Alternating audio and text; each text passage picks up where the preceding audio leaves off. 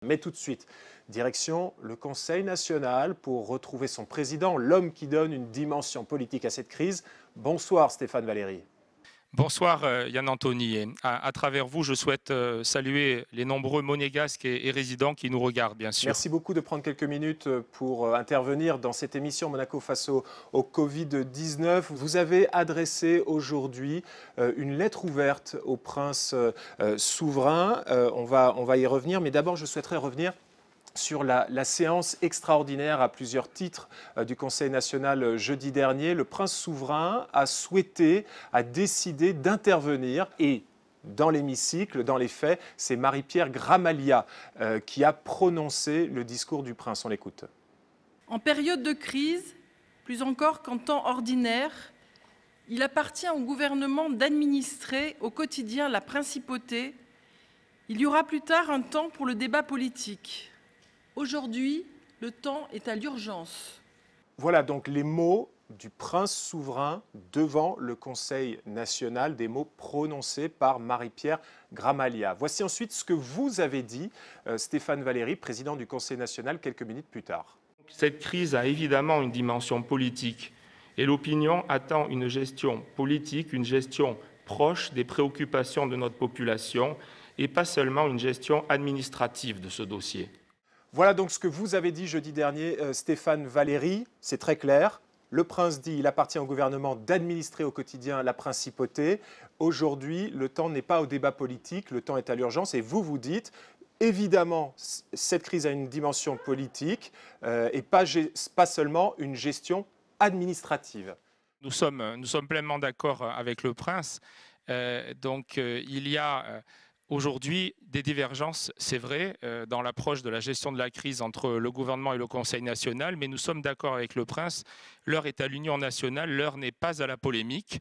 C'est pourquoi d'ailleurs nous avons commencé déjà à faire l'union nationale au sein du Conseil national, puisque vous savez qu'il y a 3 groupes politiques issus des dernières élections, et c'est depuis le début, donc tous ensemble, pour le bien des Monégasques, des résidents et de notre pays, que nous agissons et que nous parlons d'une même voix. C'est pourquoi donc, alors oui, bien sûr, cette crise, elle n'est pas politique au sens politicien. Il est hors de question, quand le pays est victime de cette terrible crise, comme le monde d'ailleurs entier aujourd'hui, de faire de la politique politicienne. Mais par contre, d'ailleurs nous sommes unis entre nous, c'est bien la preuve qu'il n'y a rien de politicien dans tout ça. Par contre, mais ce que dit le prince Stéphane Valéry, c'est que l'heure n'est pas au débat. Le temps est à l'union de tous. C'est que l'heure n'est pas au débat, qu'il soit politique ou politicien. Le prince dit l'heure n'est pas au débat. Or, on a l'impression qu'il y a beaucoup de monde qui veut se retrouver dans le cockpit. Nous voulons tout simplement, c'est la raison de notre lettre ouverte au prince souverain, nous voulons et nous demandons l'unité et l'union nationale. Elle existe, je le répète, entre tous les élus des Monégasques, entre les Monégasques et les résidents. Elle doit exister aussi entre le gouvernement princier et le Conseil national.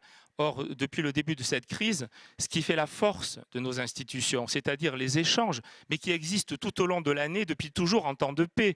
Il y a des comités mixtes pour la SBM, il y a des comités, donc gouvernement, Conseil national, pour la gestion des services publics, des concessions de services publics, pour le logement, etc., etc.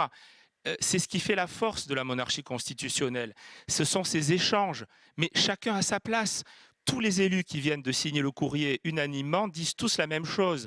Nous sommes attachés profondément à la personne du prince, notre chef d'État.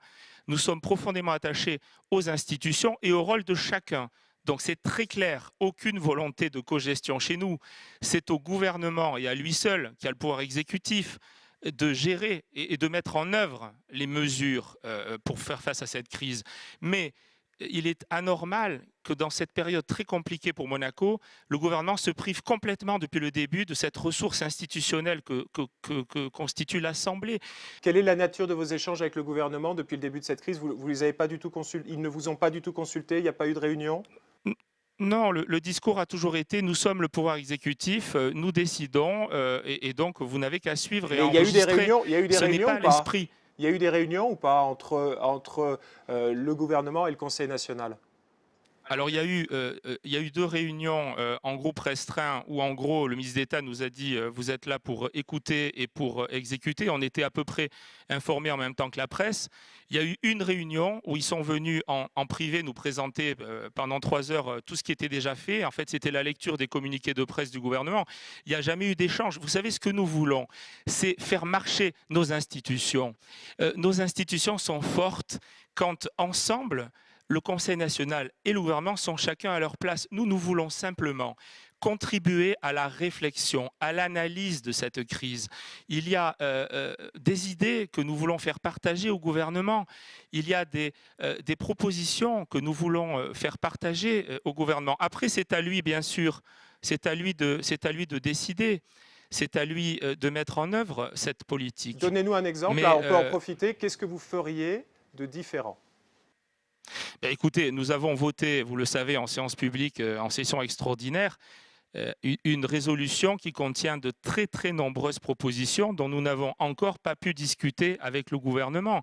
C'est pourquoi dans la lettre ouverte au prince souverain, nous lui demandons de mettre en place ce comité, ce groupe de travail mixte, comme il en existe, je le répète, depuis très longtemps et depuis toujours, et qui ont fait leurs preuves, pour que nous puissions avoir des informations, comme nous en avons sur les autres comités mixtes, que nous puissions ensuite faire des propositions, échanger. Et le prince aura aussi peut-être 2 versions, parce que ce qui fait la force de la monarchie constitutionnelle, c'est justement cet accord des volontés. C'est que le prince, depuis que je suis président du Conseil national, c'est quand même la 3e fois que je suis président, eh bien, à chaque fois qu'il y a eu parfois des approches un peu différentes entre le gouvernement composé de hauts fonctionnaires qui font le mieux possible, et ça, bien évidemment, on ne le met pas en cause, et les élus qui, eux, ont une autre nature, ils sont élus par les monégasques, ils sont sur le terrain, ils sont leur porte-parole. C'est cet échange qui permet de trouver ensuite les meilleures solutions. Le prince a souvent arbitré, et c'est les bons arbitrages du prince qui font que le pays fonctionne bien. Mais pour qu'il arbitre, mais je comprends tout à fait ce que vous dites, aussi, Stéphane Valliere. Excusez-moi, parce que des élus pour que ce soit une discussion, pour que ce soit une discussion, Stéphane Valliere, je comprends évidemment ce que vous dites, et il faut toujours échanger. Mais quand le temps est à l'action, est à l'urgence, il faut aussi pouvoir s'en remettre aux hommes et aux femmes que le prince lui-même a nommés. Et en l'occurrence, ce ne sont pas des technocrates. Je vous pose vraiment la question très ouvertement pour voir votre avis, parce que vous-même, vous avez été conseiller ministre en charge de la santé. Vous n'étiez pas un technocrate. Nous voulons l'unité des institutions. Nous voulons travailler ensemble. C'est une évidence que s'il existe un Conseil national depuis 1911, dont les pouvoirs ont été renforcés en 1962 et encore en 2004 avant l'entrée au Conseil de l'Europe, c'est parce que les monégasques et leurs élus, évidemment, doivent aussi s'exprimer, doivent aussi être entendus dans le jeu institutionnel. Je le répète, chacun son rôle. Le gouvernement doit mettre en œuvre les mesures. On ne veut absolument pas le remplacer ou être dans la cogestion. Nous voulons l'unité. Nous voulons travailler ensemble pour le bien de notre pays, de ses habitants et de nos entreprises et de l'économie de Monaco. Comment peut-on travailler ensemble toute l'année et nous mettre complètement de côté en période de grave crise? Je vous rappelle que nous pouvons siéger 24 heures sur 24 ou presque, 7 jours sur 7, et que le groupe que nous proposons serait évidemment réduit, donc c'est un groupe qui comprendrait seulement quelques élus représentatifs. Il peut se réunir, je le répète, allez, 18 heures sur 24, on peut nous appeler 10 minutes avant, nous traversons la route, où il traverse très volontiers le gouvernement la route pour venir au Conseil. Donc il n'y a aucun problème. Oui, il faut agir vite, mais il faut agir en échangeant nos idées pour que les meilleures solutions soient prises pour protéger les monégasques de cette épouvantable crise sanitaire et pour soutenir et aider les salariés, les actifs. Il fonctionnerait comment ce groupe mixte, Monsieur le Président? Il fonctionnerait comment? Nous avons proposé donc bien évidemment, comme les autres comités mixtes qui existent depuis des décennies, que ce groupe soit présidé par le ministre d'État. Il est évidemment interministériel. La crise est en train d'affecter profondément tous les paradigmes budgétaires, économiques, sociaux, sanitaires, éducatifs de la principauté. Il est donc normal, alors qu'on a voté une loi de budget donc, qui est en train d'être bouleversée par le gouvernement, que nous puissions être associés en amont à la réflexion sur les changements qui vont concerner, soyons clairs, tous les départements ministériels. En l'occurrence, Serge Tel est en confinement, donc qui dirigerait? Le ministre d'État, comme tous les comités, vous savez, on n'a rien inventé.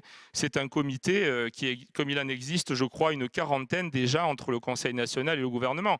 Sauf que là, il serait totalement utilisé et mettrait toute son énergie pour réfléchir et analyser la crise et les propositions de mesures à mettre en œuvre pour protéger les monégasques, les résidents et les entreprises. Et les travailleurs indépendants, bien sûr.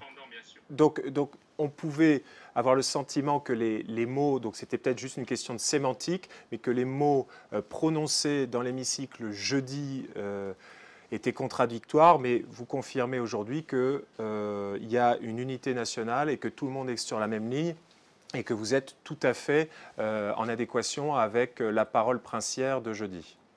C'est pourquoi vous ne compterez pas sur moi ou aucun des autres élus monégasques pour aujourd'hui polémiquer. L'heure n'est pas à la polémique. Ce qui a été fait ou pas fait, ce qui a été fait assez vite ou pas assez vite, ce n'est pas le moment d'en parler.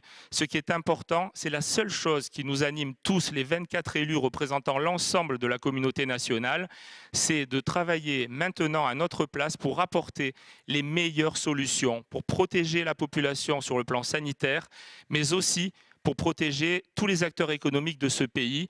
Nous disons, et tous les salariés, toutes les entreprises, tous les travailleurs indépendants, tous les commerçants, nous disons qu'à la fin du mois de mars, dans quelques jours, à la fin du mois d'avril, et tant que cette crise ne sera pas terminée, personne ne doit être laissé au bord du chemin, personne ne doit être en difficulté. C'est pourquoi nous avons fait des propositions très nombreuses. Donc, si vous le permettez, j'aimerais bien peut-être retenir quelques-unes devant vous ce soir. Avec plaisir. Justement, on est là pour informer la population monégasque. Donc, une des mesures phares, bien sûr, c'est d'abord et avant tout de mettre tout en œuvre sur le plan de la protection sanitaire de la population. Nous avons du recul aujourd'hui. La Chine ou la Corée du Sud ont subi ce fléau bien avant nous. Nous voyons très bien ce qui a marché et ce qui n'a pas marché. Malheureusement, on le voit aussi dans les pays qui souffrent beaucoup, comme l'Italie et la France, qui est en train de prendre la vague, malheureusement, en pleine figure.